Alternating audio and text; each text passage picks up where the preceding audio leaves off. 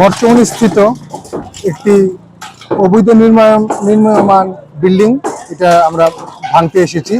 আমাদের অনারেবল যে municipal authority আছেন এবং মিউনিসিপ্যাল অ্যাপিলেট অথরিটি এবং আমাদের অনারেবল হাইকোর্ট সবার নির্দেশে আজকে কর্মসূচি আমরা করছি। এই বিল্ডিংটা যে আছে সেটা একটা পোর্শন অবৈধভাবে নির্মাণ হয়েছে। এই কারণে 2020-2021 সালে আমাদের ইস্ট জোনাল অফিসের অ্যাসিস্ট্যান্ট কমিশনার এটা ভাঙার নির্দেশ দেওয়া হয়।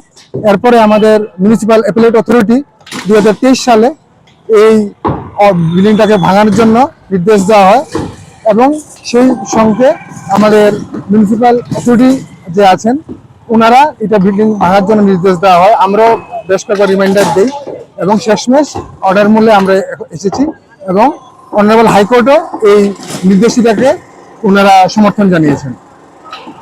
বিল্ডিংটি ভাঙা হয়েছে যে ব্যক্তি, ওনার নাম হচ্ছে দীপক পাল এবং যার কমপ্লেনে এই বিল্ডিং ভাঙা হচ্ছে সেটা হচ্ছে চয়ন পাল।